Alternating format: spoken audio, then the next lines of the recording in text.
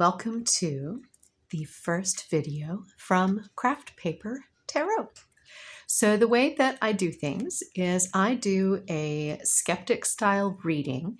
I don't talk a lot about spirit guides or futures or things. There are a lot of people who do wonderful things and talk about those things. That is not my gift. But what I can help you with is we can draw some cards. I can tell you what they mean. I can start to put things together. And maybe it'll help you to order your thinking, to make hard decisions, or just make some sense out of what's going on in your head. Okay, so I'm going to start with something that is bothering me personally. And it's this right here. Ooh, temperance. Temperance is so hard. It is patience. And these days, mine is wafer thin. Like wafer thin, my patience these days. Also, when I get impatient or when I don't feel like things are happening quick enough, I tend to make big dramatic choices. I want to say big drama choices, because that is kind of what it is. The temperance archetype in its place in this kind of hero's journey, the fool's journey, is the time when maybe you don't do that. Maybe you don't make your great big giant choices. So to elaborate a little bit on this, I have one of, here, I'll put the box back together. I have one of my favorite oracle decks. We have the Urban Crow Oracle by M.J. Cullinane. And apologies if I mispronounce that. So let's pull a few cards. So what we're going to do, I also tend to pull 3, sometimes more, and then I have one that I call the lanyap. I'm appropriating Creole culture and calling it the lanyap. But pretty much what that does is it's a little bit of something extra. It tells you a little bit more about what you're looking to find out. Okay, so there's my little book that tells me things. But one thing about this deck is it's pretty intuitive in terms of what the cards mean. But also the way that I do these is that you hear what you want to hear. It helps you to confirm what you already know is true. I'm a big believer in intuitive work. I am a designer for performance, and there is not a thing scientific about the way we do things. Everything is absolutely based on a question of taste and whether people feel what you want them to feel. So anyway, after all that is said, let me pull 3 cards and the lanyap, and whichever ones we want, they will make an appearance, kind of like that. Oh, look, 4 cards. Boom. Done. Could be my clumsy hands. Very likely, because I've got my kind of emo gloves on. It's sort of the first kind of fuzzy day. I wanted to show you my beautiful coffee that I'm enjoying to the side over here. Got a very nice feeling of higa going on. I probably also mispronounced that. So here we go. We're going to look at, let's say, mind, body, soul, and a 4th. I got a pretty wicked glare. Let's see if I can dial that back a little bit. Very nice. Okay. So I also do tend to look at these and go, do these seem to be in the right order for what they need to be? And these feel pretty good. What happens if I put this one here and that one there? It feels a little weird. I'm gonna put those back where they came from. Okay, very good. So what we have here for mind, we have luck. Excellent. So here we have, so luck, of course, is things falling into place.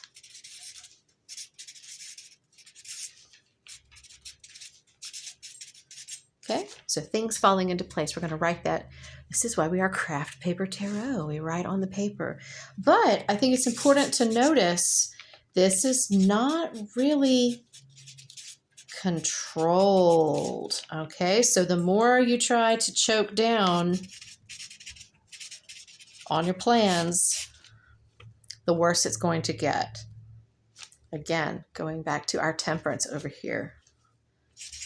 Let it happen. Okay. So probably, I know a number of us, like, we want to make it happen, want it to happen right now. But this is telling you, just let it happen. Risk. Oh my, risk. So of course,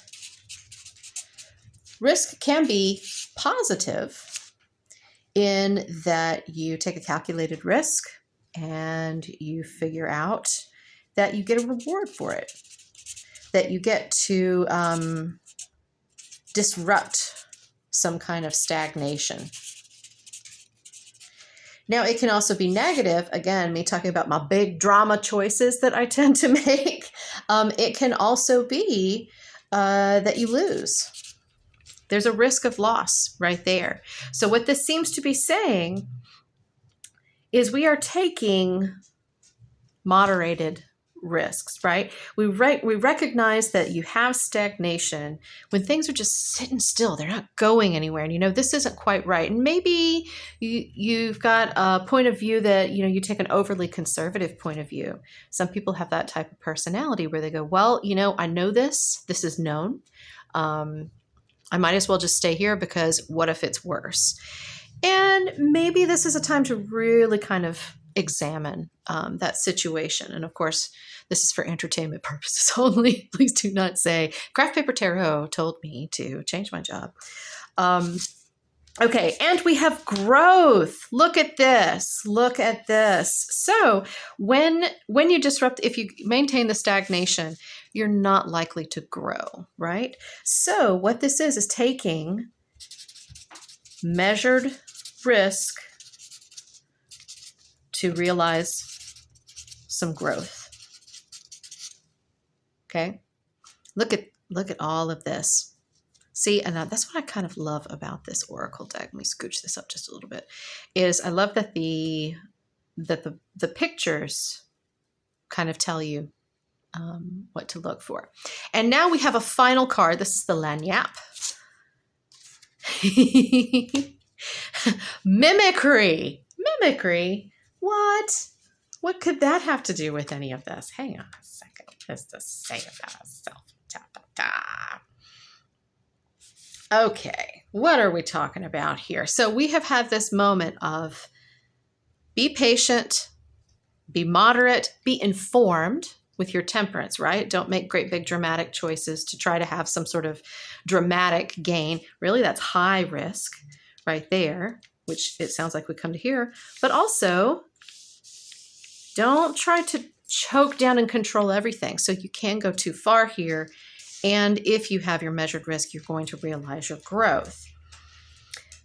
So what I'm seeing in the mimicry, while I was sort of babbling at you, I checked out the book to kind of clarify what the intention is behind this card, besides a confused German Shepherd. That we have to, this is a little bit of a warning.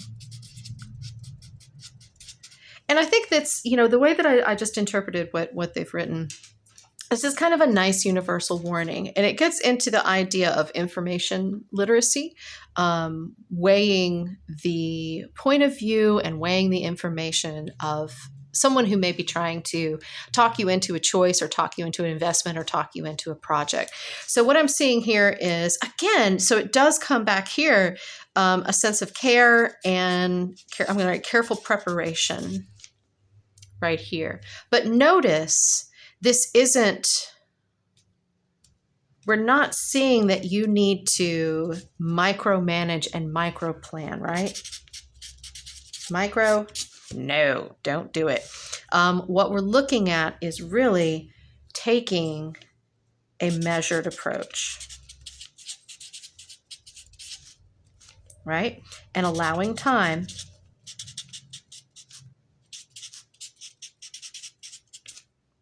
allowing time for everything.